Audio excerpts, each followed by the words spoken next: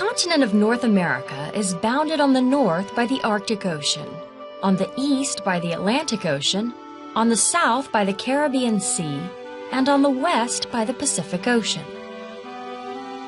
Many people think of North America as Canada, the United States, and Mexico.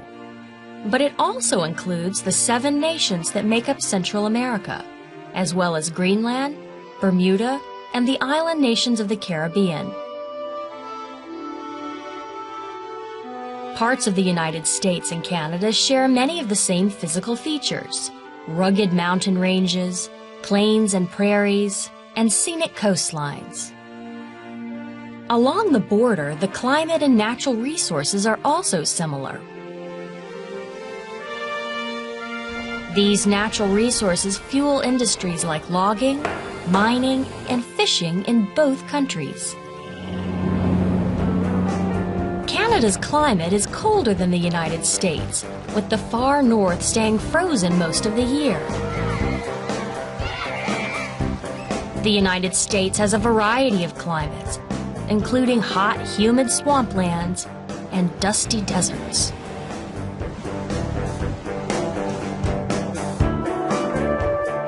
Culturally, the U.S. and Canada are a blend of native peoples and the Europeans, Africans, and Asians who have immigrated over the past 400 years. Northern Mexico has many of the same characteristics as part of the U.S. Southwest, including little rainfall.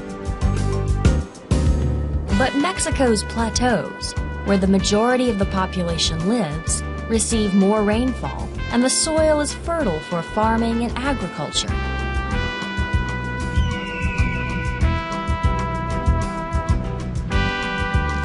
The mountains of Mexico are rich in gold, silver, copper, and many other minerals. To the south, Mexico is more than 3 times the combined size of the 7 countries of Central America: Guatemala, Belize, El Salvador, Honduras, Nicaragua, Costa Rica, and Panama. For the most part, Central America is a rugged mountainous area, with climate varying with altitude from tropical to cool.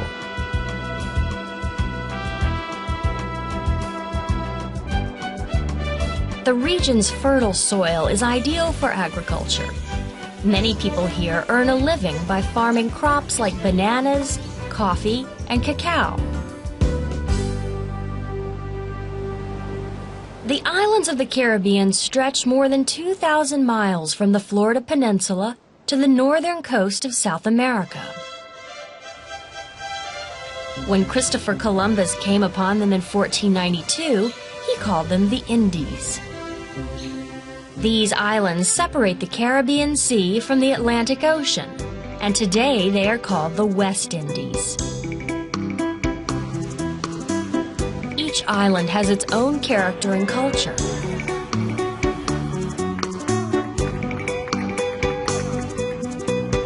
But all have the same hot tropical climate.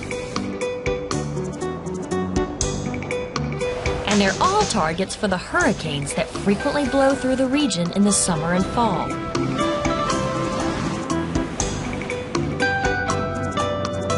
From Canada's frozen north to Panama's tropical heat,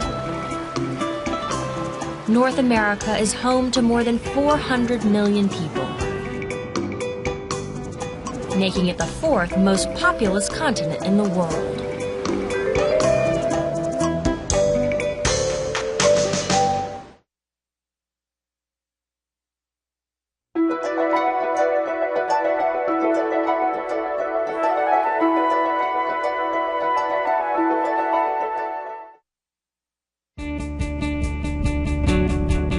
From space, planet Earth looks like a blue and white spinning marble.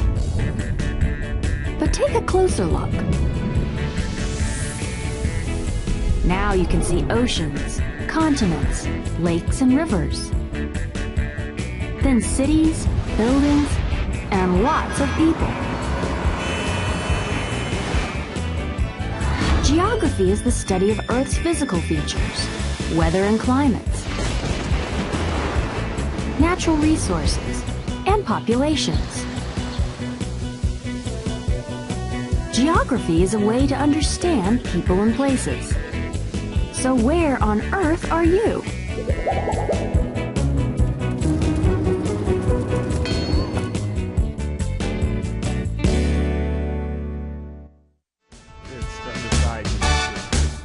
A geographer is anyone who studies the Earth's natural features, resources, climate, or populations. The most valuable tool for a geographer is a map. And there are many kinds of maps. Physical maps that show land and water features. Relief maps that show elevation, the height above sea level. Political maps that show country and state boundaries. Population density maps that show how many people live in an area. Maps that show vegetation. And maps that show weather patterns. So you see, the same place can be shown in many different ways. It all depends on the map. Satellite cameras scan the Earth and take accurate pictures of water, land formations, and weather. These images help geographers make accurate maps.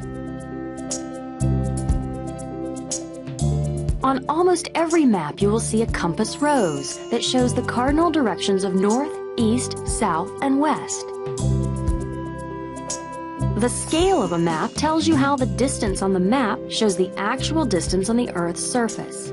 This map shows the major roads in the Northeast. 1 inch on the map is equal to 100 miles on land. Geographers divide the Earth into hemispheres, or half circles, northern and southern, and eastern and western.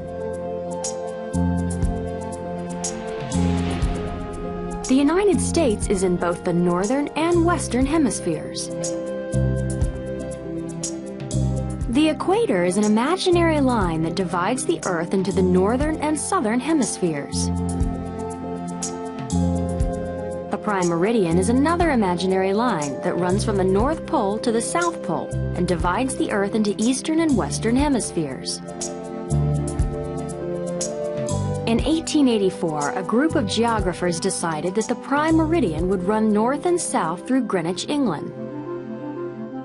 To pinpoint an exact location anywhere on the Earth, geographers use the imaginary lines of latitude and lines of longitude. Lines of latitude measure the distance north and south of the equator. Each line is parallel to the equator, so they are called parallels. Lines of longitude measure the distance east and west of the prime meridian, so they are called meridians. These aren't natural lines you'll see in a picture of Earth from space. They are drawn onto maps to help us find locations.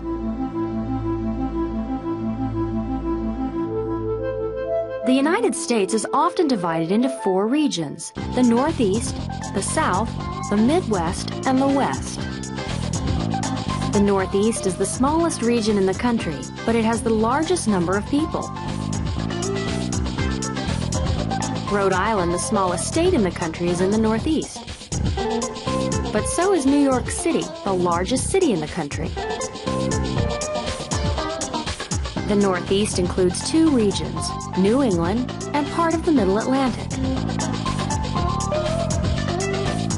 This physical map shows the rivers and lakes in the Northeast. What do you notice when the major cities of the Northeast are added to the map? Many of the major cities of the Northeast are harbors. Being located close to the ocean help these cities become centers of commerce, where ships pick up and deliver goods. Like everywhere on Earth, geography influences culture and economics. Take a look at Maine. These lobsters are harvested and then shipped all over the world to grocery stores and restaurants. The natural resource of lobsters helps support the local economy of Maine. And eating lobsters is a big part of the culture here.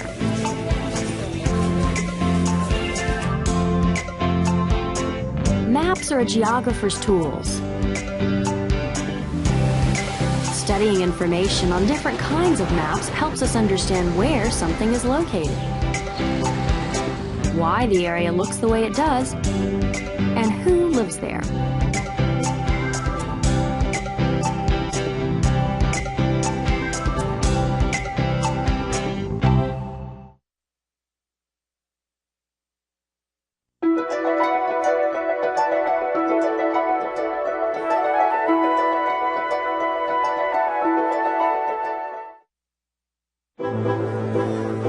(1775). The American colonies began to embrace the idea of independence from England. But the British king would not be disobeyed. So he sent troops to America to enforce his rule. A confrontation with the colonies was inevitable, and the midnight ride of Paul Revere would change the course of history.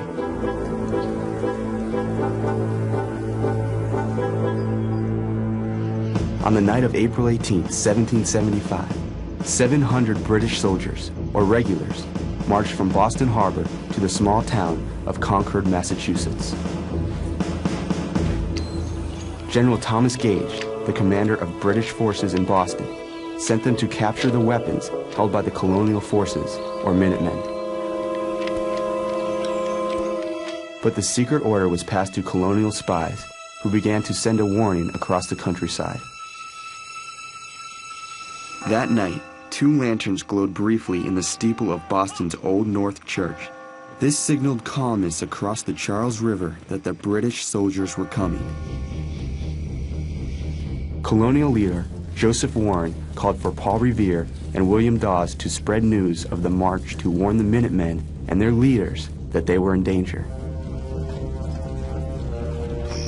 Dawes slipped through the guarded roads of Boston on horseback. Paul Revere soon followed. About 10 o'clock, Dr. Warren begged that I would immediately set off for Lexington. 2 friends rowed me across the Charles River. They landed me on the Charlestown side, went on to the town, and there got a horse. The moon shone bright. Around midnight, Paul Revere reached the small town of Lexington, near Concord, and shouted, "The regulars are coming." Paul Revere didn't say the British are coming because the colonists regarded themselves as British. They were British citizens who lived in America, but they were certainly British citizens. So Revere and the other dispatch riders said, "The regulars are coming," or "The redcoats are coming."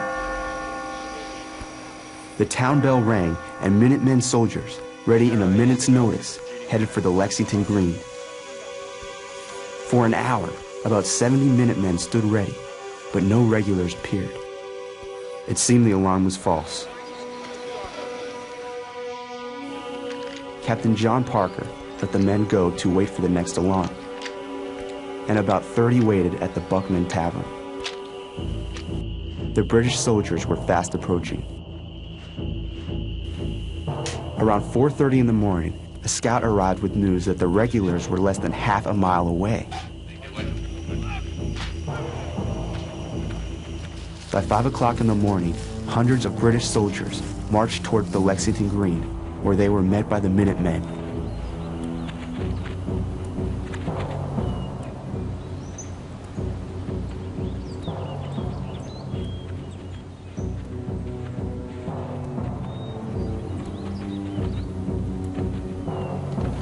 The Minutemen heard British Major John Pitcairn yell, "Lay down your arms." Outnumbered, the men were told to abandon the green. Then a shot rang out. In the chaos, the regulars charged forward, blindly thrusting their bayonets and ignoring their officers' orders.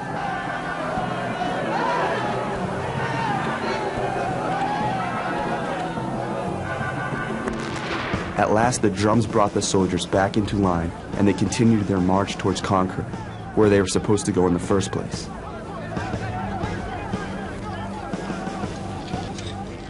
The British found they had only one man wounded.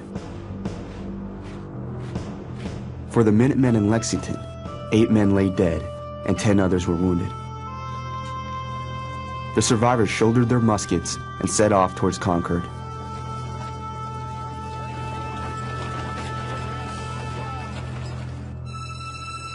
By daybreak on April 19th, news of the British march had spread.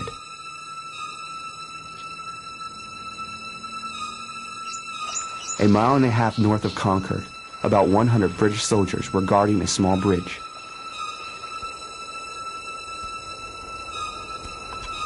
On the hill above them, hundreds of angry Minutemen gathered and waited. Men from neighboring towns joined them. While the regulars searched Concord, the blacksmith shop and the courthouse were set on fire. It is not known who set the blaze, but the smoke rising above the town alarmed the Minutemen, who now number about 400. The colonists assumed their homes were being burned. As the Minutemen approached the North Bridge, the British fired.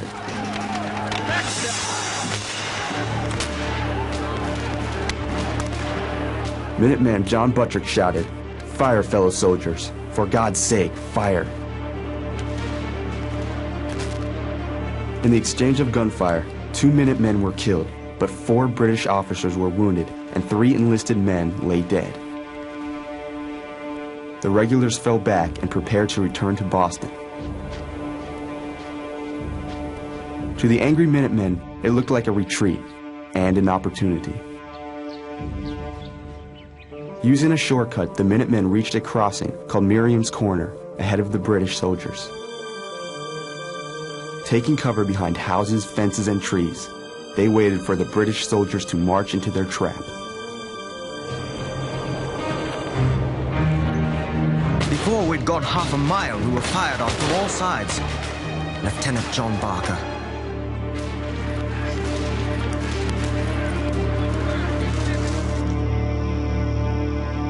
At sundown, the British soldiers reached Boston. More than 270 British soldiers were wounded, missing, or dead. The midnight ride of Paul Revere signaled the beginning of the Revolutionary War against England. And with the first gunshots, the hope of peace with England vanished. For both sides, there was no turning back.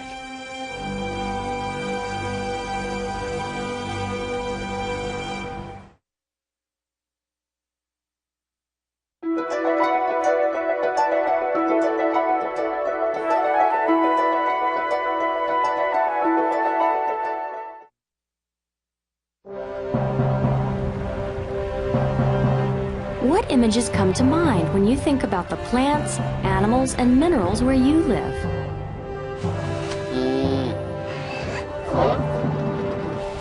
Maybe you live near the ocean where people harvest oysters. Or maybe you live in the plains where wheat grows. Every environment in the world has natural resources native to that area.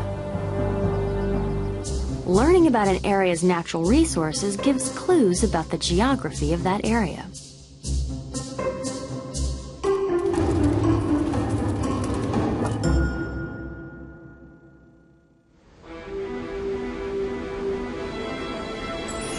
A natural resource is any material found in the environment that is useful to humans. Natural resources provide food, fuel, and in some cases, fresh maple syrup.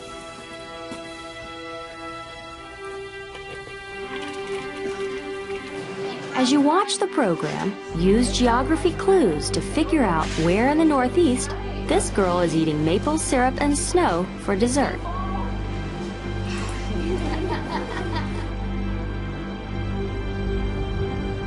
Natural resources are either recyclable, renewable, or non-renewable. First, let's look at Earth's most recyclable resource, water. It is a recyclable resource because it cycles through a process in the environment to renew itself.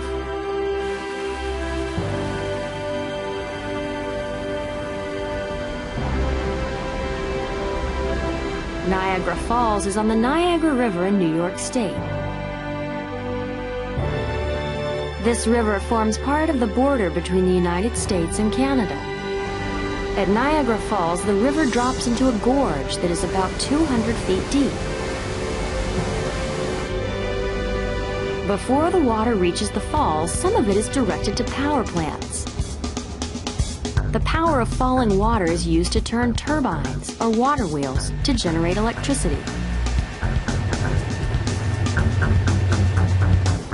Over half of the volume of water at Niagara Falls is used at power plants.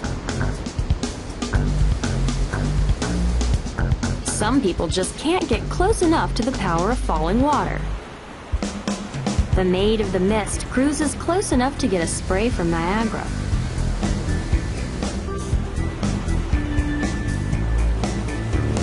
Water is vital to life. Protecting it from harmful pollutants is necessary for a fresh supply of this recyclable resource. Let's go farther east of Niagara Falls to Woonsocket, Rhode Island, for a look at a renewable natural resource. The climate and rainfall of Rhode Island create the perfect conditions for growing some of your favorite foods. This orchard grows something most people love: apples. Like other plants and animals on Earth, apples are a renewable resource. It continues to supply or replace itself. What we normally do is we go out with these big bins. The apples run down the table. So I stand over here and pull out anything that's bad. From there, it's going through a washer-brusher, which is this machine right here. From that, it climbs the elevator, and it's actually chopped in the pot of the machine, which is what we call a chopper. And that comes into a consistency of applesauce. The press table will come up, squeeze it against the top, and all the juice comes out of this car, goes through this stainless steel screen, and into this holding tank. Apples from these trees are harvested again and again, so farmers can make fresh apple cider every year.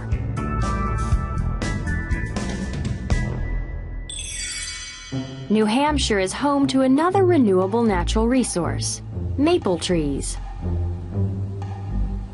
Sugar maples draw water from the ground through their roots. The water mixes with natural sugars and amino acids in the tree to form sap. To gather the sap, farmers drill a hole into a tree so the sap can drain into buckets. What makes sap run is cold nights and warm days. Okay, you guys will have to get one off over here. Come on, you can take the next one off. The sap is taken to a sugar house, where it is boiled until only pure maple syrup remains. Every year, Jerry Pease harvests maple syrup from the same trees. The geography of the Northeast is perfect for making maple syrup. It's cold enough this far north to get snow in the spring, but warm enough during most spring days for the maple sap to run.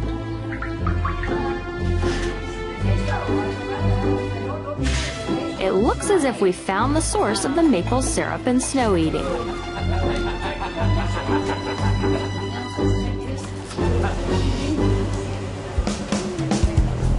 Non-renewable resources are also found throughout the Northeast. Non-renewable resources are minerals and fossil fuels, which include coal, petroleum, and natural gas.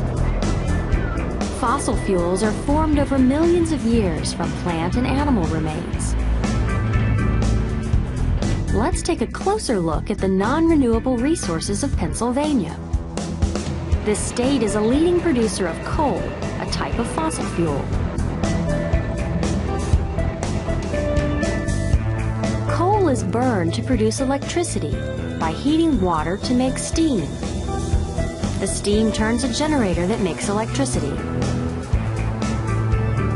The coal mining industry provides jobs for many people. Because non-renewable resources cannot be replaced, it is important to protect these natural resources. every environment has natural resources, and learning about them helps people better understand the geography of an area.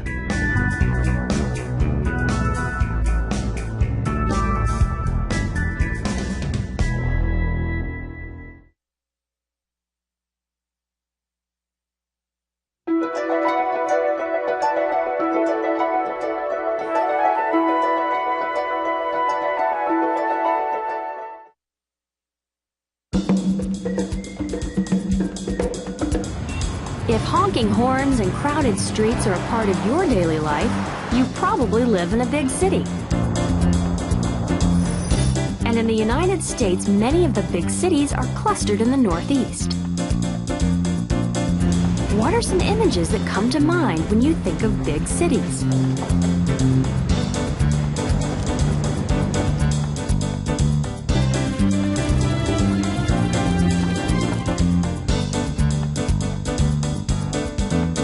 A large city or urban center is called a megalopolis. This comes from the Greek words mega, meaning large, and polis, meaning city.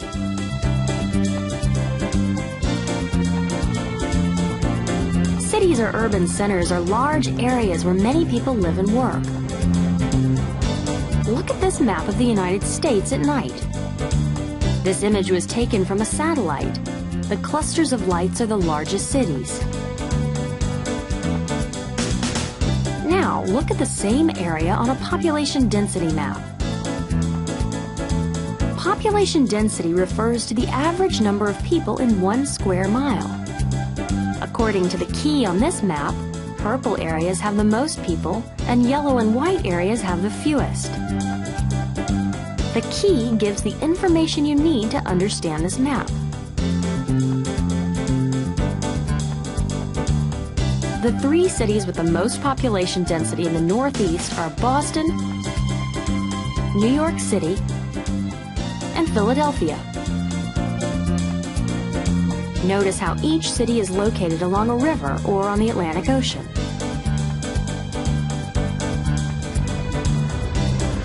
These cities developed as centers of transportation and grew to become large centers of commerce, finance, culture, and government.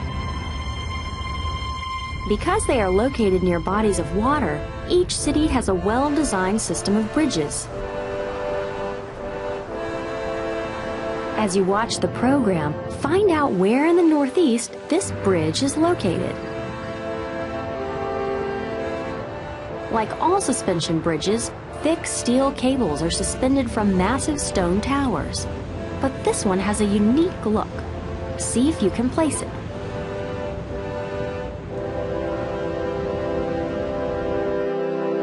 Like the other big cities in the Northeast, Boston has a harbor. As a port town, Boston was an important city during the Revolutionary War.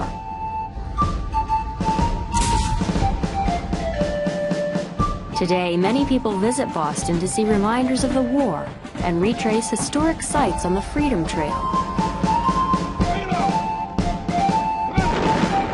The Freedom Trail is a marked path through the city that passes the most historic landmarks.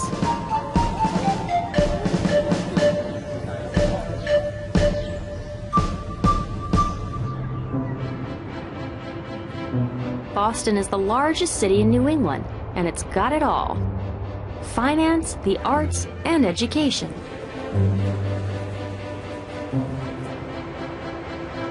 Just across the Charles River in the town of Cambridge, you'll find Harvard, America's oldest university. More than 20 colleges and universities are in the Boston area. So then we'll conquer old Eli's men, and when the game ends, we'll see. Boston and Cambridge have their share of bridges, but not one that looks like this one. Perhaps the bridge is in another urban center, Philadelphia.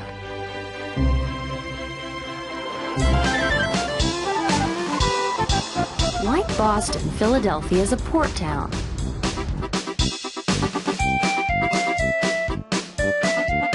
Located on the Delaware River, Philadelphia is a busy center of commerce, culture, and history, and a great place to watch parades.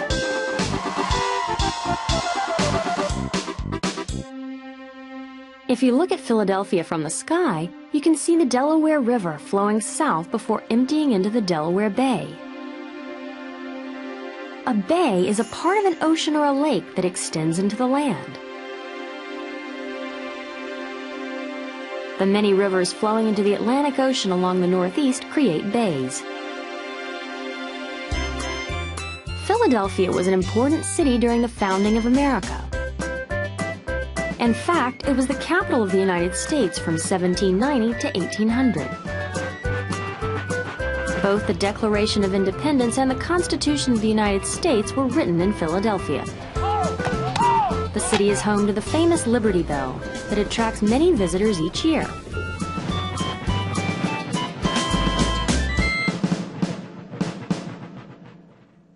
Consider Philadelphia's geography. Do you think it's a likely home for the Mystery Bridge?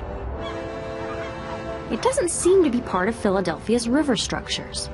Let's find out more about the largest city in the U.S., New York City. More than 8 million people live in this bustling center of commerce, art, tourism, and education, situated at the mouth of the Hudson River. And if you're in the mood for music and theater, you've come to the right place. New York City is unique because it is made up of 5 boroughs, or self-governing towns: Manhattan, the Bronx, Queens, Brooklyn, and Staten Island. You might wonder how 8 million people squeeze into such a small area. Many New Yorkers live and work in high-rise buildings that make up New York's famous skyline. You could get lost in New York City if you didn't have a street map to find your way. A street map is one of the most widely used types of maps. Because it is a small-scale map, it may show buildings, landmarks, and street names. You won't find these on a larger-scale map like this one of the entire Northeast. The streets in Manhattan are arranged like a grid. And since it is an island, you're never far from water. And here's the Mystery Bridge, the Brooklyn Bridge. This famous suspension bridge connects Manhattan to Brooklyn. It's one of New York's most scenic sights.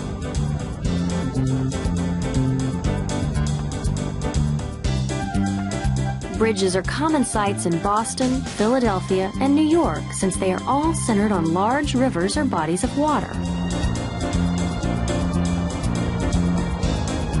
Water is one of the most important resources for supporting a city, and the honking horns and crowded streets that are a part of it.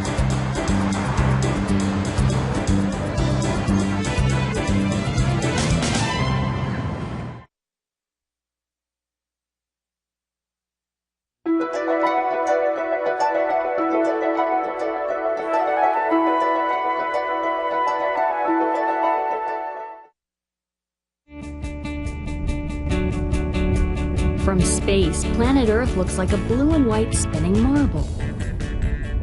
But take a closer look.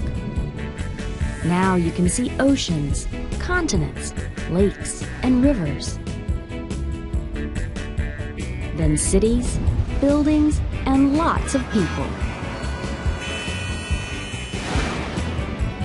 Geography is the study of Earth's physical features, weather and climates, natural resources, and populations.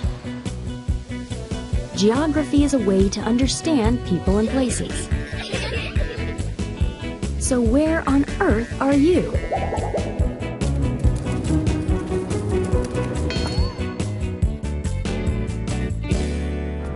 The continental United States stretches nearly 3,000 miles east to west, and more than 1,500 miles north to south.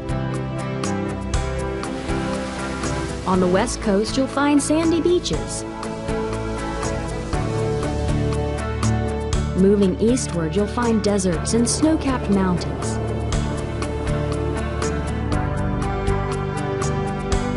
The center of the United States is home to the Great Plains, covered with grasses.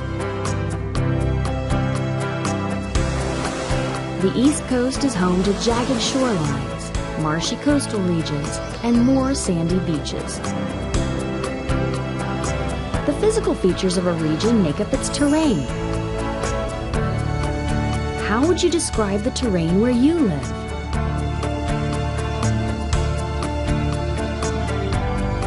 The region of the United States known as the South covers a large area of land.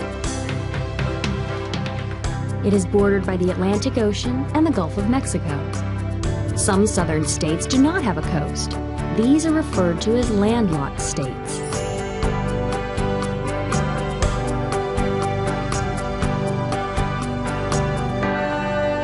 Situated between Maryland and Virginia is Washington, D.C., the capital of the United States. Washington is in the District of Columbia and is the only city in the continental United States that is not part of a state. The District of Columbia occupies a small area on the northeast bank of the Potomac River. Near the center of the city, you'll find the United States Capitol, the White House, and the Washington Monument. Many of America's important national monuments are in Washington, D.C. Memorials to wars and presidents remind Americans of our country's history and democratic tradition. Museums of the Smithsonian Institution preserve paintings and objects important to U.S. history. The South is also home to mountains. The Appalachian Mountains are the second largest mountain system in the United States. On this relief map, you can see how the Rocky Mountains in the west are larger than the Appalachians in the east. A relief map shows the differences in elevation, or height of land. Here, the mountains are shaded red and orange, indicating height, and the lowest elevations are shaded green. The Blue Ridge Mountains and the Smoky Mountains make up the southern part of the Appalachians. The Appalachians extend from Maine to Alabama, about 1,500 miles. During the fall, many people visit the Appalachian Trail to see the leaves change color and to glimpse wildlife. Between the Appalachians and the Atlantic coast are wide coastal plains with rich soil used for growing crops. The South's warmer weather and high rainfall each year create perfect conditions for farming. For many years, cotton was the main crop grown in the South, but today it is one of many. Texas and Oklahoma are home to another important natural resource, oil. The landscape in this part of the South is dotted with giant rigs drilling for oil.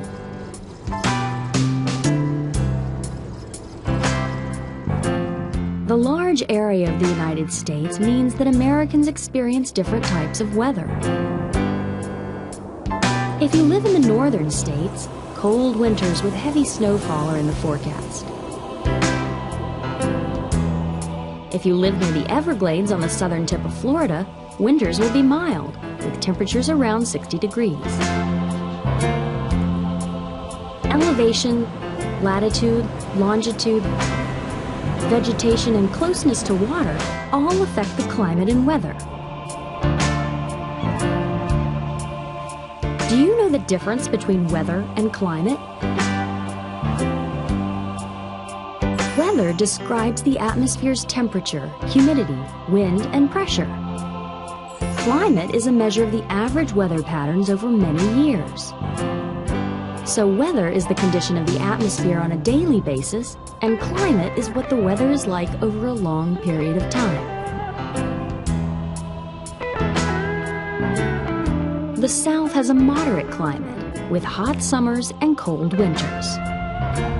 Some regions, like Texas, have a dry climate. Others, like southern Florida, have a tropical climate with marshy swamplands. farming was once the driving force of the South's economy. Today, Atlanta, Dallas, Nashville, Memphis, and the South's other large cities are centers of business, transportation, and the arts. The South covers a large area of the United States, from the Chesapeake Bay to the Gulf of Mexico. Its changing landscape includes beaches, caves, mountains, rivers, swamps, and coastal plains. So, if you are in a place where the summers are hot and the winters are not so cold, where the beach and the mountains are within driving distance, look around. You might be in the South.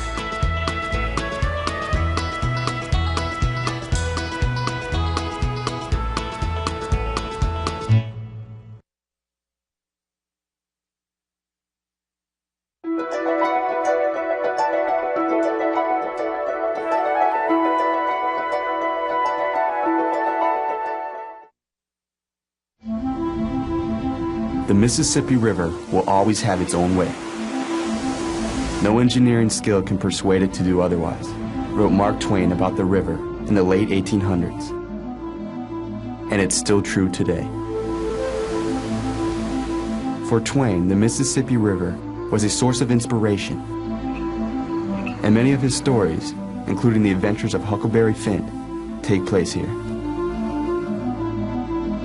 Flowing from north to south, more than 2,000 miles, the Mississippi River is part of the longest river system in the United States and is an important part of life for many people. The Mississippi River is part of America's geography, history, folklore, literature, and industry.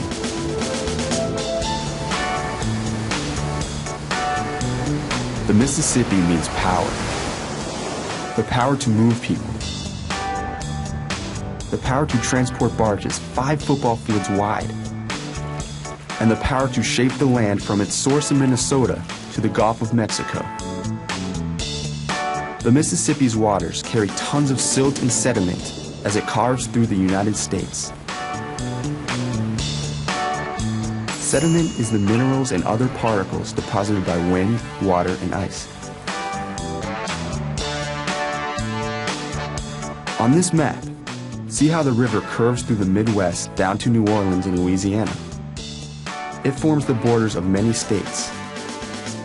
Notice the major rivers that run into the Mississippi: the Missouri River, the Ohio River, and the Arkansas River. These rivers are tributaries, smaller rivers that flow into a larger river. They are important for transporting food, equipment, and people, and they all provide the water that creates the great power of the Mississippi. Flooding is a serious problem for the people who live along the river. Melting snow and rainfall in spring raise water levels. When the river can't contain the volume of water, it floods onto the land. Many people have tried to control and contain the Mississippi by building dams and levees. A levee is a wall or embankment built to prevent a river from overflowing or flooding. Here people are using sandbags to build up the levee to prevent flooding. It's hard work trying to contain the power of the mighty Mississippi. Dams are also used to generate hydroelectricity, power generated by moving water. The mouth of the river, where it empties into the Gulf of Mexico, forms the Mississippi Delta, a large triangular deposit of sediment at the mouth of a river.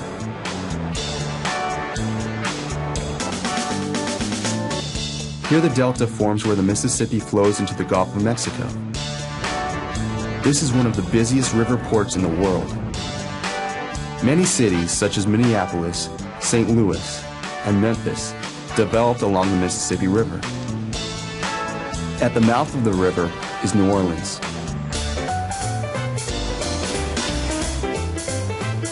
Built on the Mississippi Delta, much of the city is below sea level.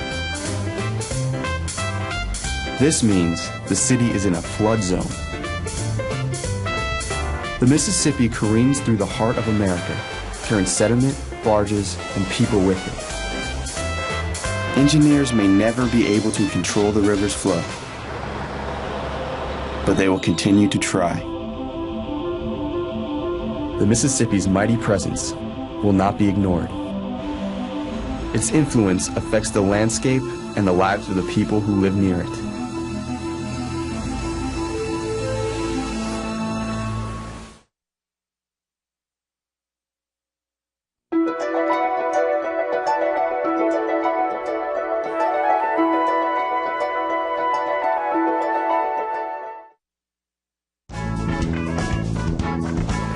The United States is multicultural. People of many different backgrounds live in the same place. In Miami, Florida, many people are of Hispanic descent. And in one part of Miami, many people are of Cuban descent. Here it's common to hear Cuban music, see people dancing the mambo, and smell the aromas of Cuban food like arroz con pollo. That's chicken and rice. English may be the most common language in the rest of the country, but here you're more likely to hear Spanish. According to the U.S. Census Bureau, the government organization that counts the population, Hispanics, who also call themselves Latinos, are one of the fastest growing segments of the population in the United States.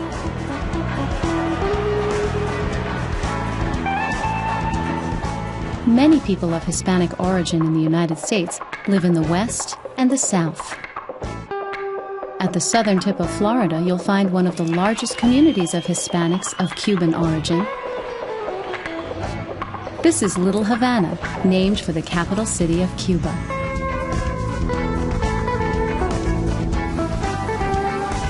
Cuba is about 90 miles south of Miami. Cubans first came to the U.S. in large numbers in 1868 during a revolution in Cuba. One of the main Cuban cigar factories moved to the U.S., and many Cubans followed. Again in 1959, after Fidel Castro took power of the government, Cubans fled to the U.S. More than 350,000 Cubans left, and a third settled in Florida. Another wave of migration occurred in the 1980s. Today, Cubans represent about 4% of the total Hispanic population living in the United States. Even though it is on American soil, Little Havana is much like the Cuban capital. It's easy to find the same foods, drinks, and music found in Havana, Cuba.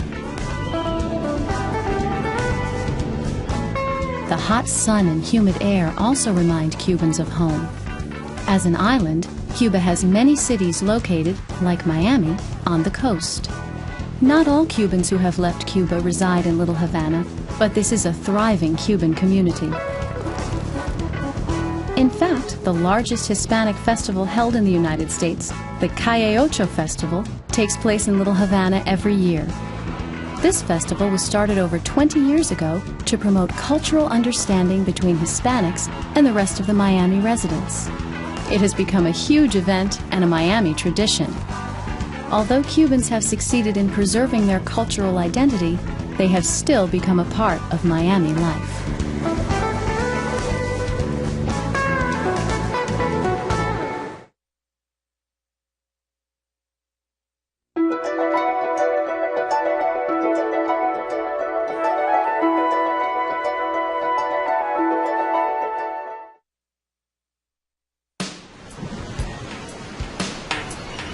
Life near the ocean is uncertain. The ebb and flow of the changing tides constantly erode the shoreline. Hurricanes can wash away houses and land.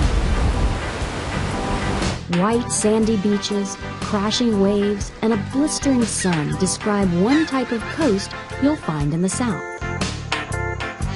But did you know that marshes and swamps form a large part of the South's coastline?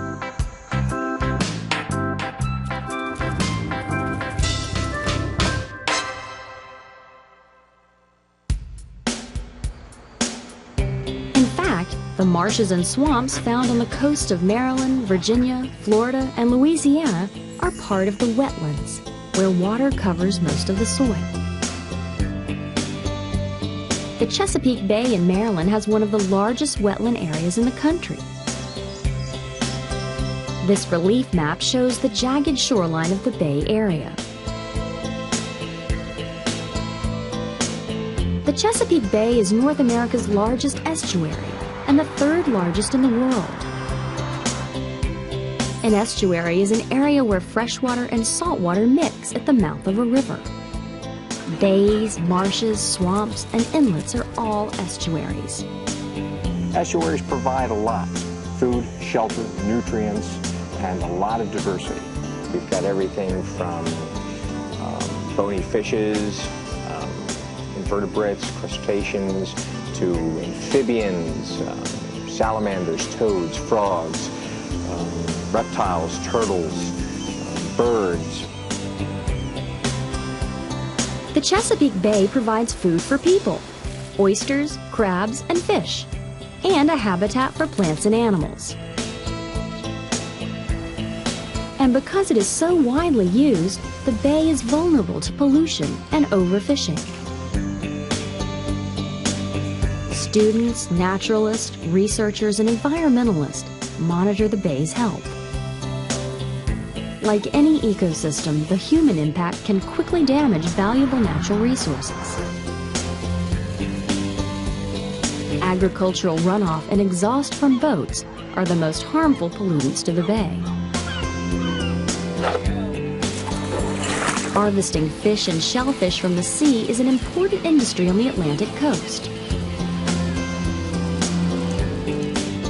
In St. Mary's County, Maryland, oysters are vital to the economy and also to the culture. Here, shucking oysters is not only a skill, it's a reason to celebrate. People come from miles around to watch oyster shucking contests and sample food made with oysters.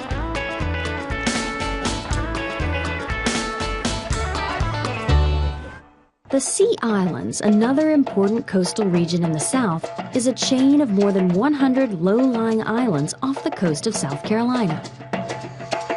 Well, he rocked my mother in the weary land, shelter in the time of storm.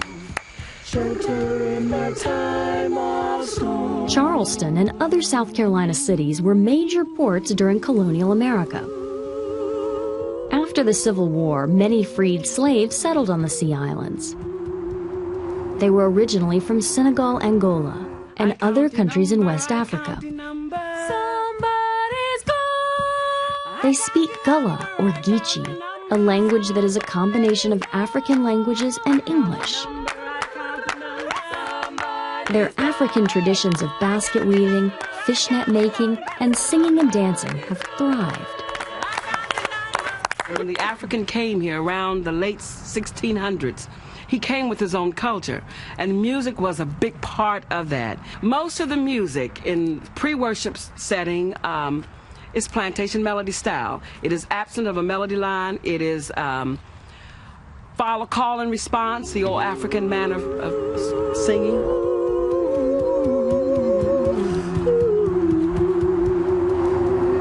This is pure Gullah style singing.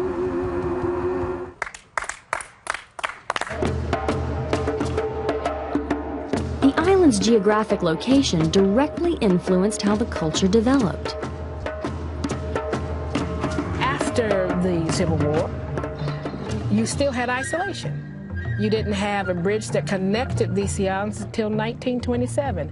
So those descendants of those slaves continue to act out their culture right here in the Sea Islands. Using the natural resources of the area allowed the Gullah people to live with little contact with the mainland. They used sweetgrass and bulrushes for basket weaving, and they harvested fish and shellfish from the sea. At the southernmost tip of Florida is the Everglades, one of the few subtropical regions of the United States. The swamps of the Everglades have been called a river of grass because of the shallow waters and tall sawgrass that grows there. Home to alligators, fish, birds, snakes, mangroves, and bald cypress trees, the Everglades is a sanctuary for plants and animals.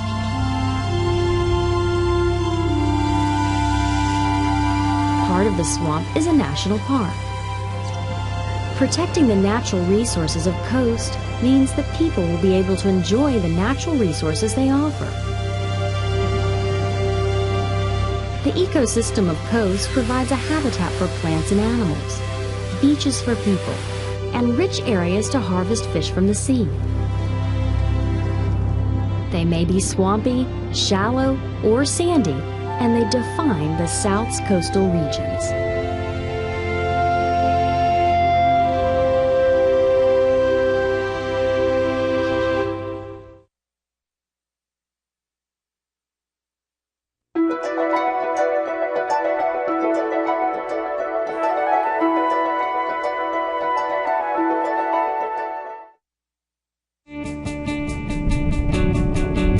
From space, planet Earth looks like a blue and white spinning marble. But take a closer look. Now you can see oceans, continents, lakes, and rivers. And cities, buildings, and lots of people. Geography is the study of Earth's physical features, weather and climates, natural resources, and populations. Geography is a way to understand people and places. So where on earth are you?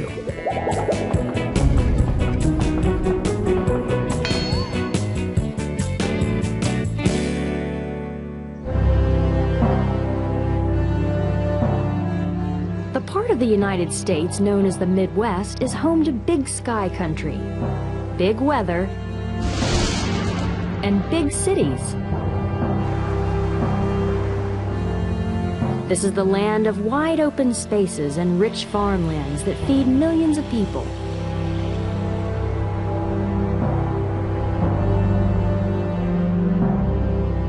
This is America's heartland.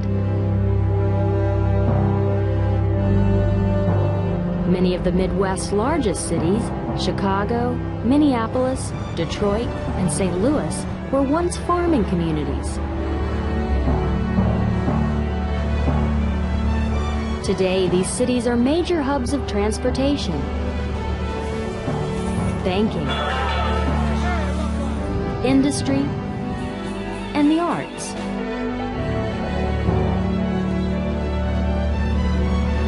Situated on Lake Michigan, Chicago, Illinois, called the Windy City, is the biggest city in the Midwest and the third largest city in the United States.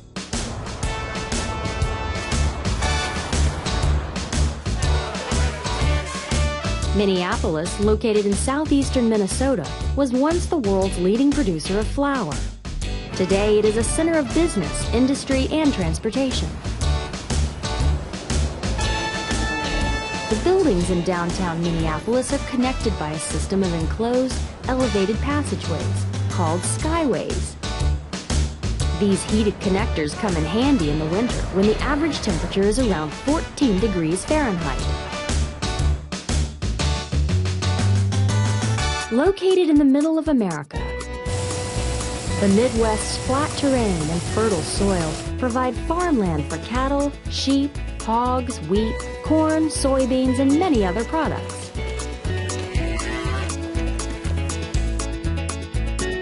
The Midwest is also home to the Great Lakes: Ontario, Erie, Huron, Michigan, and Superior.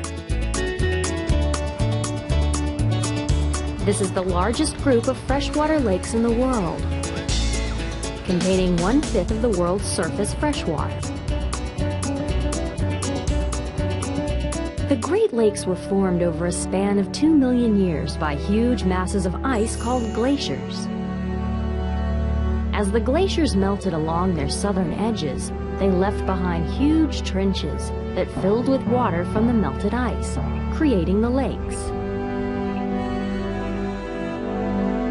These lakes form part of the border between the United States and Canada. Only Lake Michigan is completely within the United States. Connected by waterways and canals, the 5 Great Lakes are important shipping routes for the United States and Canada. The lakes drain into the St. Lawrence River, which flows northeast through Canada into the Atlantic Ocean. Some of the most unusual terrain in the United States is found along the western edge of the Midwest, in South Dakota. This is Badlands National Park. Over time, water erosion carved out small, steep hills, cliffs, and valleys to form this distinctive landscape. Little vegetation grows here. This land isn't so bad after all. South Dakota is also home to Mount Rushmore, where sculptors carved a memorial to 4 of America's presidents. Nestled in the Black Hills, the granite heads of George Washington, Thomas Jefferson, Theodore Roosevelt, and Abraham Lincoln tower above the land. Watch out for that nose. The geography of the Midwest ranges from rolling grasslands to eroded badlands to the calm waters of the Great Lakes. This is the land of big cities and checkered farmlands. This is America's heartland.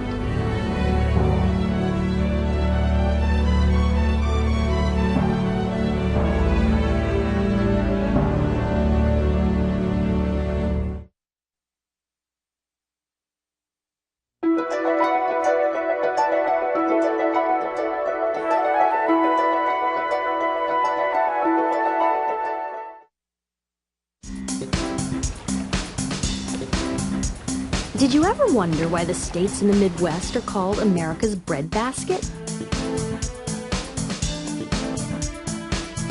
Midwesterners live in the leading agricultural center of the United States.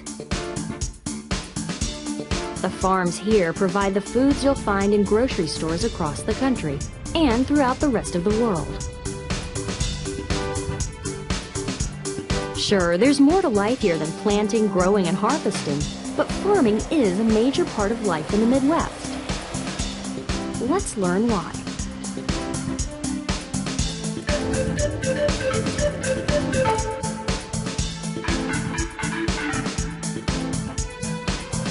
The climate and rich soil of the Midwest create the ideal conditions for raising cattle and other livestock, and for growing corn, wheat, soybeans, cranberries, and many other products. The 12 states that make up the Midwest can be divided into 3 main agricultural areas. The Lake States, Minnesota, Wisconsin, and Michigan, border the Great Lakes and are the nation's leading producers of milk, cheese, and cranberries.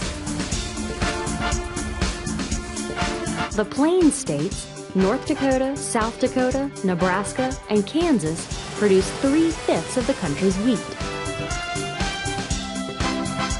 The Corn Belt states, Iowa, Missouri, Illinois, Indiana, and Ohio, produce soybeans, cattle, hogs, dairy products, and of course, lots and lots of corn.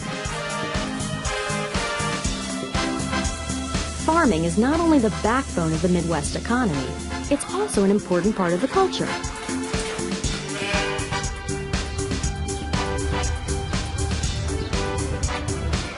These kids at the Iowa State Fair are members of the 4-H Club, where they learn how to raise and show their animals. At this livestock show, the animals are judged on their health, their appearance, and how well they are trained.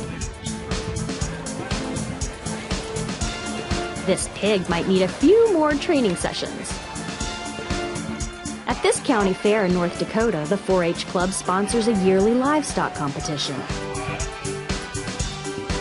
Cows, rabbits, sheep, and chickens compete for first prize. Raising and caring for animals is hard work every day.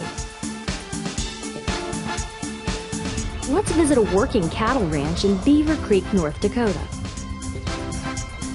Steele Tesher lives here with his family, helping take care of 350 cows with 350 calves is part of his daily life on the ranch. Steele gets up at 6 a.m. every day before school to do his chores on the ranch. First, I take the milk cows up into the barn so the calves can suck. I'm gonna fill this bucket with cake and save it for the steers and the cows. Well, it's kind of hard work, but it's fun hard work. It's fun to get them gentled down and making them be your friend, and it's fun having a friend that knows that they can count on you. Steele spends lots of time with all the animals on the ranch. Eventually, some of the animals will be sold at the auction house for food for the country.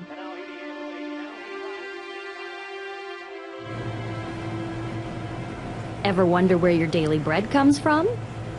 More than 50% of all the wheat grown in the United States is from the Midwest. At this farm in North Dakota, Mr. Zuck drives a combine to harvest the wheat. What a combine does, it's a harvesting machine.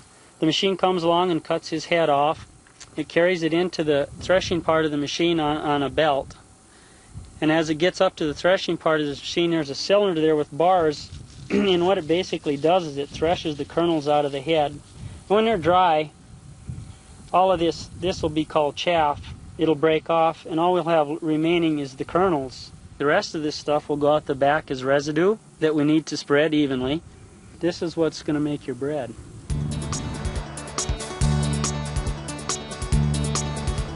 In the northern part of the Midwest, temperatures are cooler and rainfall is higher. Minnesota, Wisconsin, and Michigan, the Lake states, are the country's leading producers of dairy products.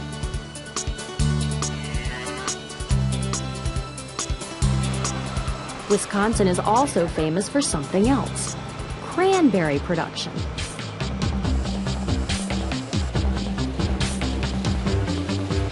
Americans drink cranberry juice and eat cranberry jelly, dried cranberries, and for an extra tart zing, fresh cranberries.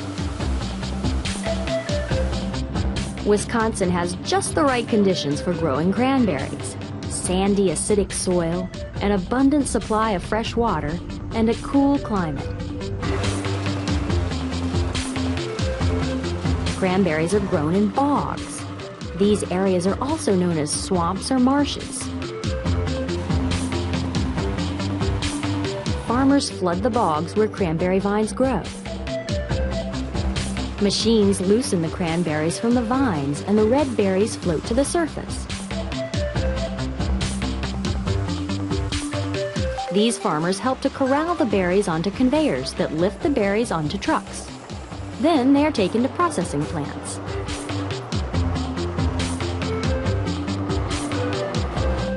Cranberries might not be your favorite food, but Americans consume an estimated 500 million pounds of cranberries a year.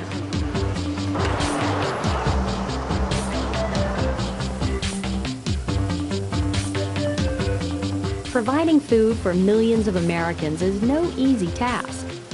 From cranberry bogs to dairy farms to amber waves of grain, the Midwest is one of America's largest supermarkets. It takes pride in feeding the entire United States and many parts of the world.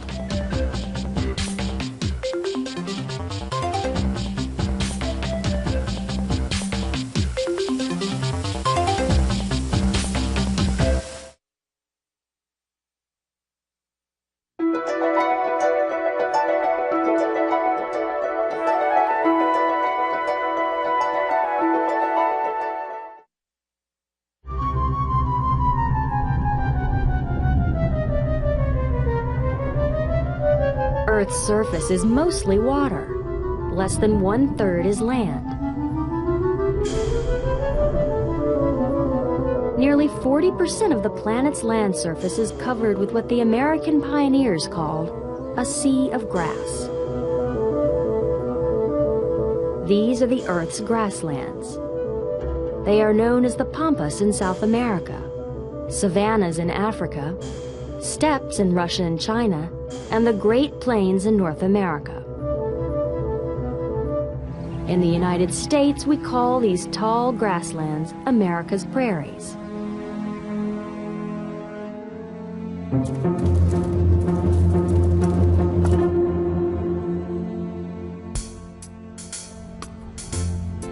Grassland is a type of ecosystem, a community of plants and animals that live together in the same environment and depend on each other for survival.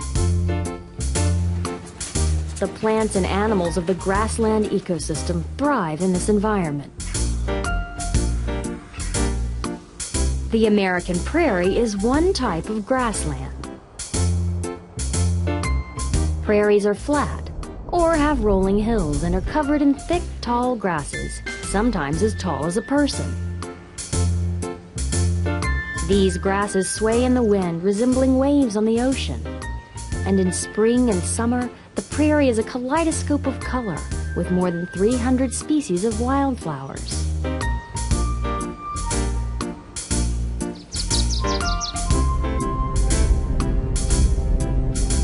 These prairies were once the home of millions of bison, or American buffalo. Great herds roamed the grasslands until the late 1800s, when hunters nearly wiped out the bison population. Their numbers have increased in the last century, thanks to protection efforts by the U.S. government.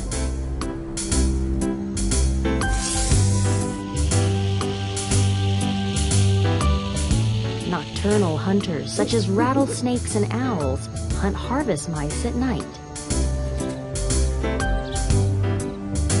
A spider spins a web in hopes of catching a meal, perhaps a butterfly. Birds, lizards, coyotes, and deer are just a few of the other animals that make up the prairie's complex food web. Humans also rely on the prairie for food. Today, fields of corn, wheat, and other crops cover most of the prairie, providing food for millions of Americans. When did the prairie form? How did this wide expanse of flat, grass-covered land develop? Let's take a look back in time. America's prairies were created by geologic events 65 million years ago. All of North America was once a level, forest-covered area.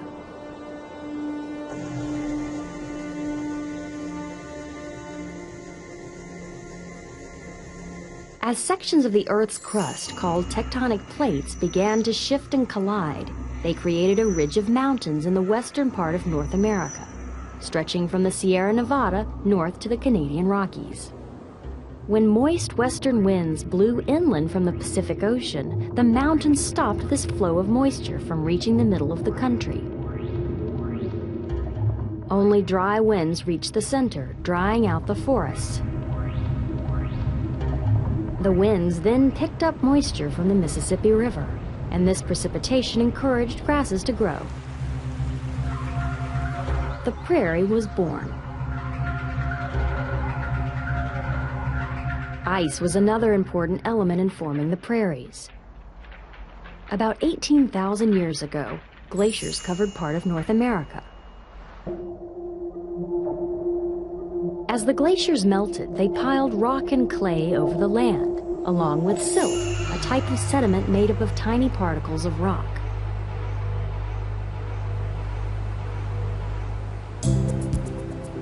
The climate is humid, with hot summers and cold winters. The prairie receives about 20 to 35 inches of rain a year, enough to maintain its fragile grassland ecosystem.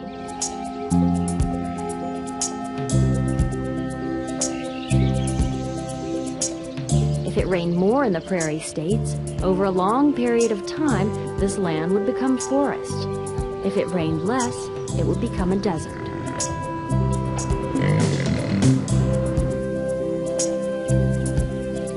The swaying grasses of the prairie hide what lies beneath: rich, fertile soil and a complex root system.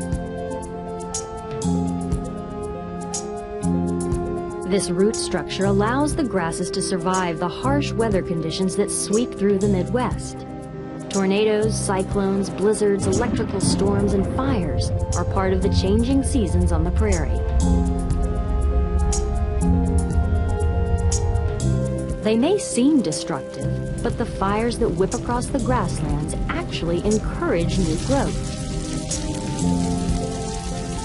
The fire rages at hundreds of degrees, but a few inches into the ground, the temperature rises only a few degrees. Prairie animals burrow for safety from the fire. Ground squirrels and box turtles scurry away from the flames. When you see raging fire going across the prairie landscape, it's easy to think of that as a very destructive force, and in some sense it is. It burns the existing vegetation to the ground.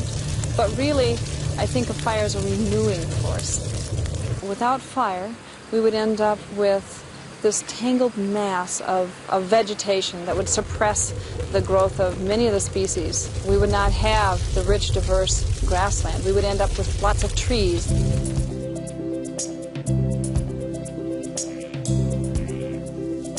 Fire burns off the top layer of the prairie, permitting more light, warmth, and moisture to reach the soil. Plant and animal life quickly return after a fire. Within days, green sprouts appear, animals poke their heads out, and the cycle starts all over again. For the prairie's plants and animals, fire is as essential as rain and sun. Fires are capable of much destruction, but the growth they encourage is part of the cycle of life on the prairie.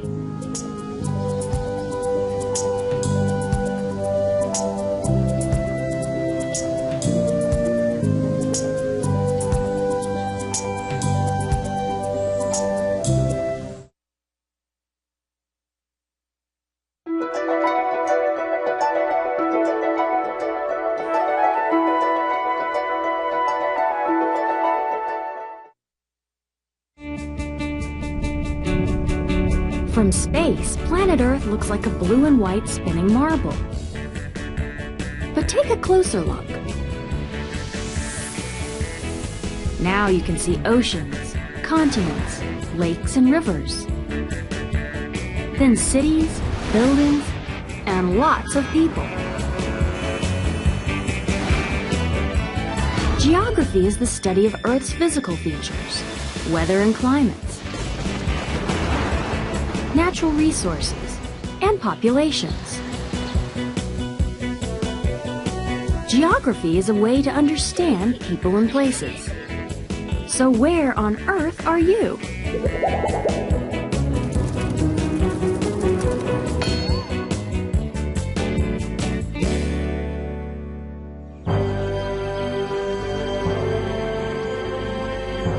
The American West is a land of extremes.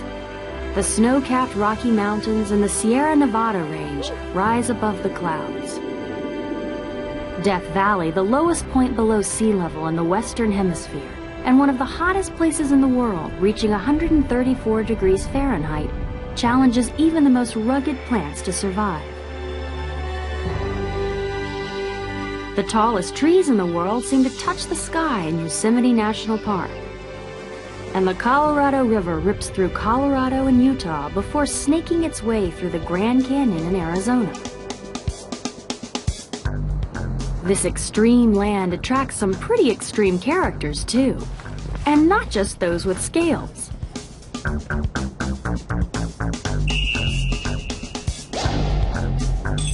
Cliff jumpers, rock climbers, snowboarders, and surfers take on the diverse topography of the West as a personal challenge.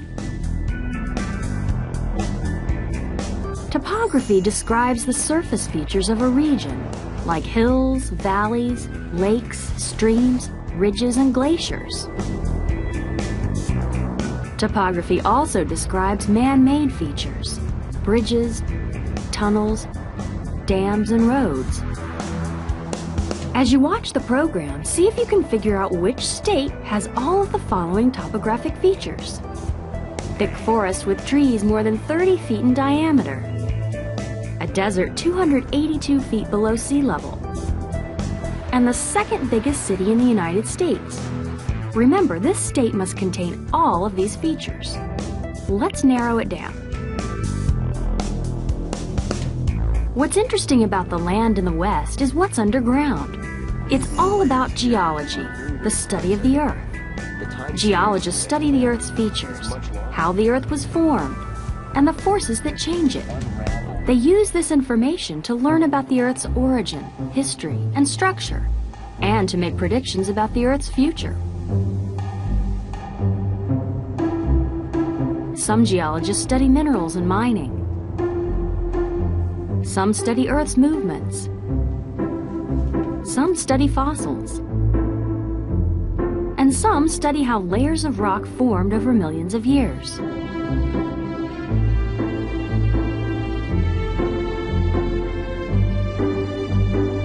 The Earth is made up of layers, similar to a hard-boiled egg. The core, the mantle, and the top layer, the crust. It's referred to as Earth's skin. And out west, that skin is mostly dry and rocky. Some of the most prominent geologic features of the West are mountains. The Rocky Mountains make up the longest mountain range in North America, extending more than 3,000 miles through the United States and Canada. The Rockies stretch through New Mexico, Colorado, Utah, Wyoming, Idaho, Montana, Washington, and up through Canada to Alaska. Geologists conclude that these mountains formed millions of years ago, as plates of Earth's crust moved and pushed up huge pieces. Over time, wind and water erosion shaped the Rockies. Volcanic activity and glacier movements also contributed to the formation of these peaks. The Rockies form the Continental Divide, an imaginary line that runs northwest to southeast. All rivers west of the divide drain toward the Pacific Ocean, and all rivers east of the divide drain toward the Atlantic Ocean and the Gulf of Mexico. The West abounds with natural resources. In fact, gold and other minerals were the main attraction in the 1800s. The hills were full of gold. The fertile soil was ideal for many crops. The logging industry found a steady supply of timber, and the fisheries of the Northwest thrived. Using and enjoying natural resources requires protecting them. One way the United States protects land and resources is by creating national parks. In 1872, Congress designated Yellowstone the first national park. The park covers land in Montana, Idaho, and Wyoming, and is larger than Rhode Island and Delaware combined. The idea was to preserve and protect the natural habitat from industry and hunting, and also to provide a place for tourists to enjoy.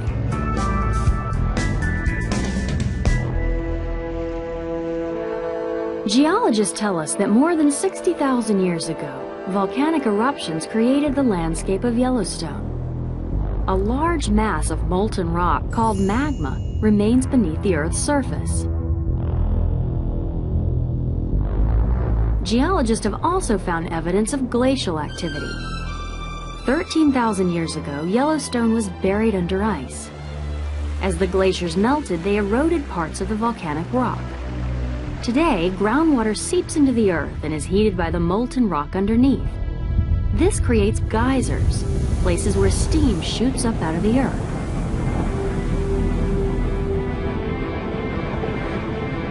Stay clear of the eruptions. The boiling water in these geysers can reach 400 degrees Fahrenheit.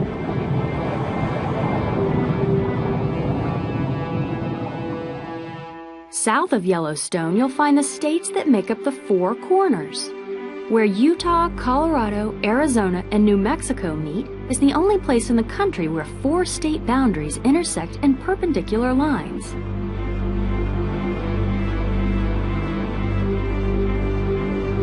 You can't explore the West geology without a look at the Grand Canyon in Arizona.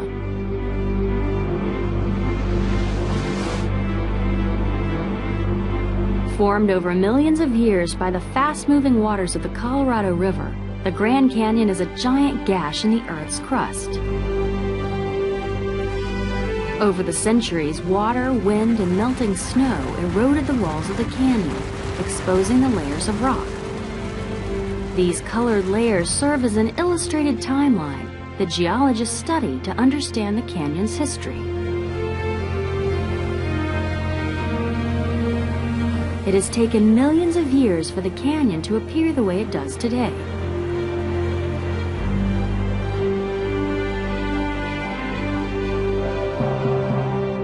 If you'd like a visit to the largest living things in the world, head for California's Yosemite National Park. Here you'll find giant sequoias, trees that tower up to 275 feet and live as long as 3,000 years.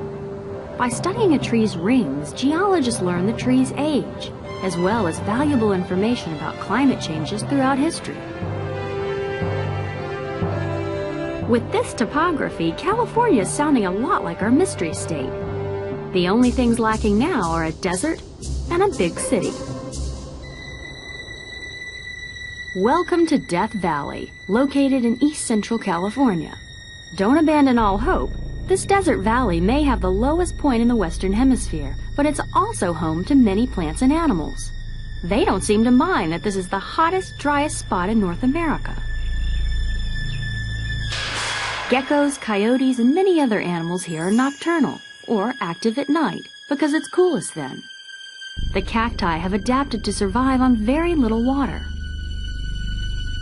The Sierra Nevada range blocks moisture from reaching the valley, creating these arid conditions. So it looks like California has a little bit of everything, including sprawling big cities like Los Angeles in the south and San Francisco in the north, and protected national parks. Have you figured out which state has forests, deserts, mountains, and big cities? That's right, California, the 3rd largest state in the United States. The landscape of the West took millions of years to form, and geologists are uncovering it rock by rock.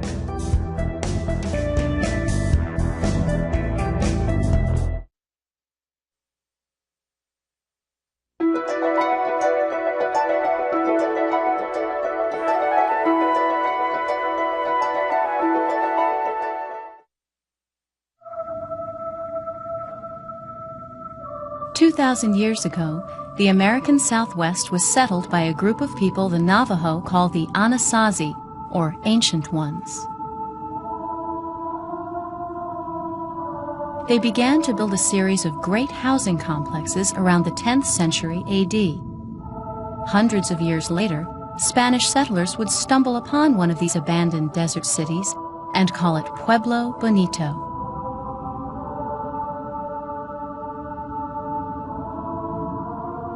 The Anasazi settled in the present-day states of New Mexico, Arizona, Colorado, and Utah. Their ruins show evidence of a people skilled as artisans, architects, builders, and astronomers. Around the year AD 1000, during Europe's Middle Ages, the Anasazi built 13 towns occupied by about 3,000 people in Chaco Canyon, New Mexico. The most impressive town featured a 5-story apartment complex arranged in a semicircle with over 650 rooms. The complex was already uninhabited when the Spanish found it in the 16th century. They must have been impressed by what they saw to name it Pueblo Bonito, which means beautiful town. At the heart of Pueblo Bonito were these circular structures called kivas. Kivas were gathering places where important tribal ceremonies were held. These same kivas are still used today by Pueblo Indians of Arizona and New Mexico as a direct link to their Anasazi ancestors.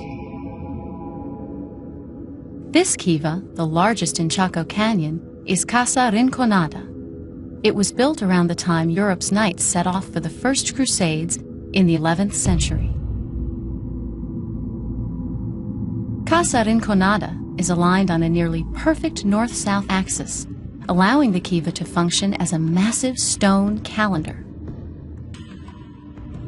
As June 21st, the summer solstice, the longest day of the year and the first day of summer, approaches, the sun casts its light through the northeast opening of the kiva.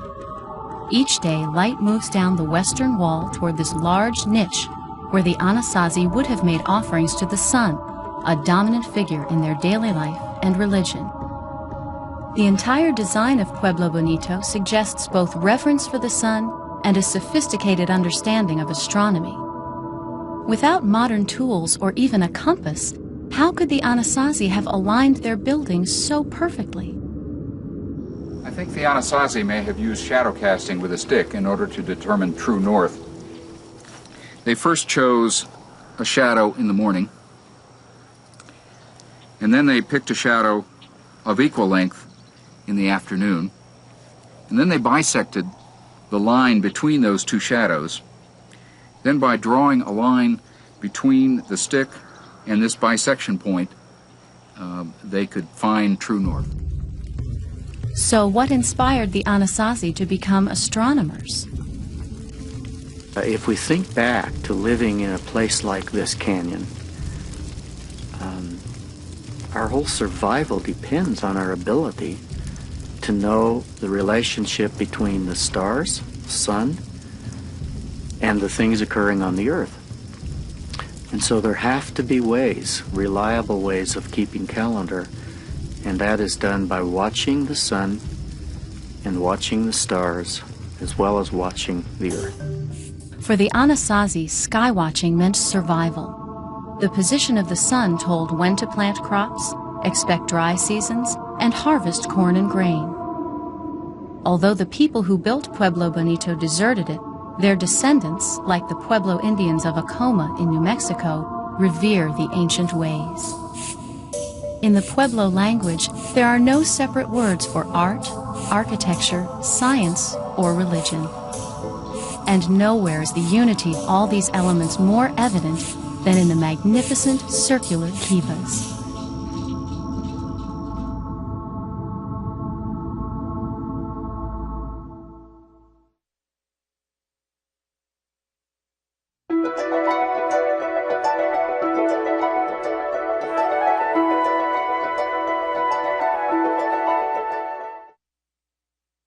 Shake, rattle, and gold. That's what these men were hoping for when they left their families and friends and moved west in 1849. Desire for this shiny metal brought great wealth to a few and heartbreak to many.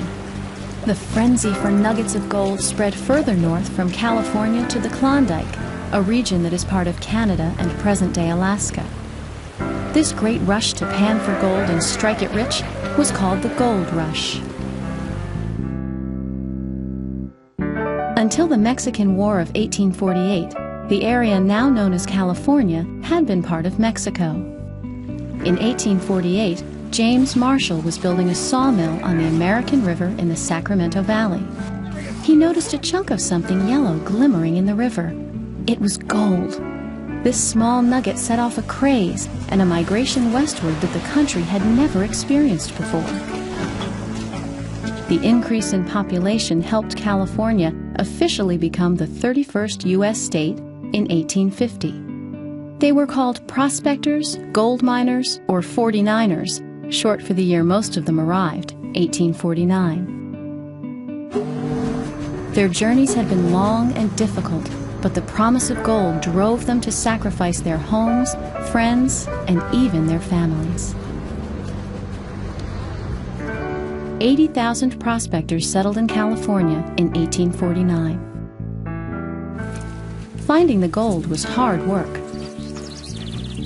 The streams flowing down from the Sierra Nevada range carried bits of gold. the heavy particles and nuggets settled at the bottom of the river.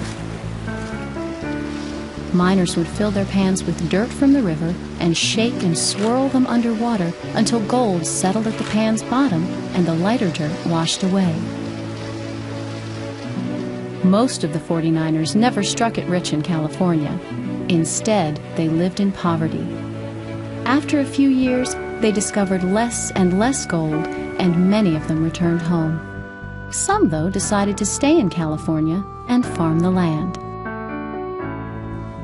The gold rush brought a stampede of people to California, desperate to find a few ounces of a precious metal. Another region, rich with the same natural resource, experienced its own gold rush. The Yukon River flows through Alaska and the Yukon Territory of Canada. These are the foothills of the Canadian Rockies. Here, 47 years later, in 1896, gold was discovered in the cold river waters in an area called the Klondike. This started another craze for gold, Klondike fever.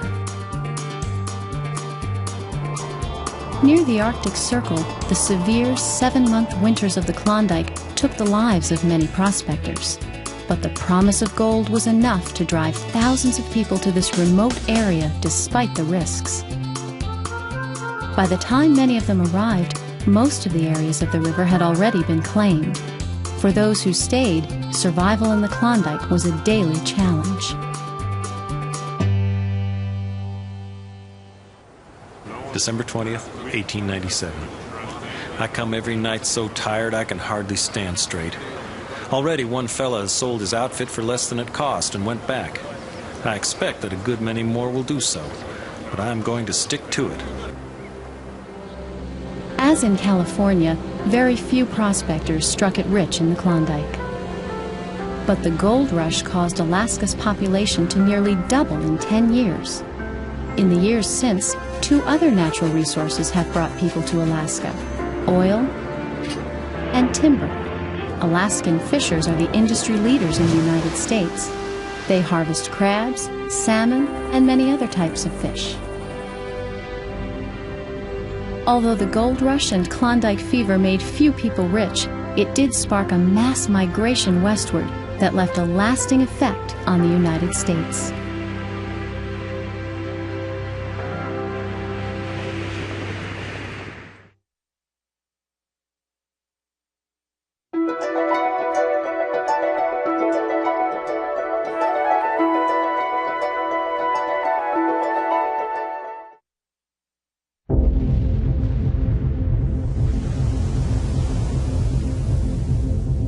The rocky volcanic islands of Hawaii and the cracked ridges of the western United States were formed by violent, catastrophic upheavals of the Earth's crust.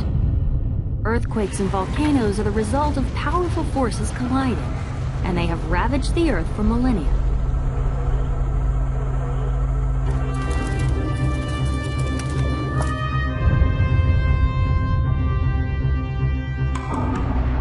This is what happens when the plates of Earth's crust shift. And this is what it feels like. We were lying in bed. I was in bed, as I think a lot of people were. And all of a sudden I felt the earth shaking really hard. And I woke up and everything was shaking. I remember waking up and being very scared at first and not knowing what was going on. I knew that it was an earthquake. It's not a shaking like anything else. It's kind of subtle and then it like grows all bigger and it feels like you're surfing on a board. It's not like you know when it's an earthquake. An earthquake with a magnitude of 6.7 hit an area outside of Los Angeles, California in 1994. This was the most damaging quake to strike a major U.S. city since 1906, when San Francisco was hit. Freeways toppled, buildings collapsed, and shattered gas mains fueled fires that raged into the night. What are the forces that cause these earthquakes along California's coast? The best explanation comes from the theory of plate tectonics. The Earth's crust is broken into large pieces called tectonic plates. The plates move very slowly, but they are responsible for creating oceans, valleys, mountains, and volcanoes over time. As the plates shift and collide in different directions, they create cracks in the Earth's crust. These are called faults. One of the most famous is the San Andreas Fault, which extends 600 miles from northwestern to southeastern California. The San Andreas allows the Pacific Plate to move horizontally relative to the North American Plate at about 3.5 centimeters per year, about the rate your fingernail grows. Pressure building up along a fault causes an earthquake. Seismology is the study of earthquakes. Seismographs record and measure ground vibrations. You can imagine the surface of the Earth like the surface of a pond, and the earthquake occurring is like tossing a pebble into that pond. And the waves propagating away are just like the rings propagating from the pebble in the pond. Scientists once measured earthquakes using the Richter scale. The squiggles recorded by a seismograph indicated how much the ground shook during a quake. But today, seismologists use moment magnitude, a different measurement. Moment magnitude measures how much total energy was unleashed during the earthquake and converts those numbers into the familiar Richter scale. By mapping the locations and sizes of recent earthquakes in an area, scientists hope to discover a pattern that will allow them to predict where and when similar earthquakes are likely to occur.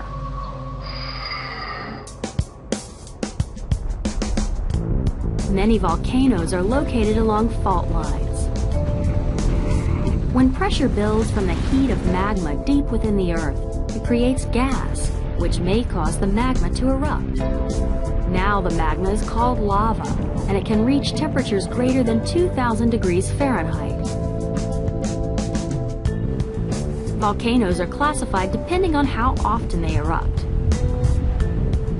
Mount St. Helens in Washington State was a dormant, or inactive volcano until it erupted in 1980. When a volcano is active, it is constantly erupting. Volcanoes are also classified by the type of eruption. In Hawaii, most of the volcanoes do not have large, violent eruptions. Instead, the lava flows from several cracks or fissures in the Earth's crust. In fact, volcanoes created all 137 Hawaiian islands and the more than 114 Aleutian Islands in Alaska. Volcanoes and earthquakes are the most visible and dramatic reminders of the powerful forces at work beneath the surface of the Earth. Studying tectonic shifts and collisions helps scientists predict when the next quake or eruption will happen. And knowing that will tell us when to get out of the way.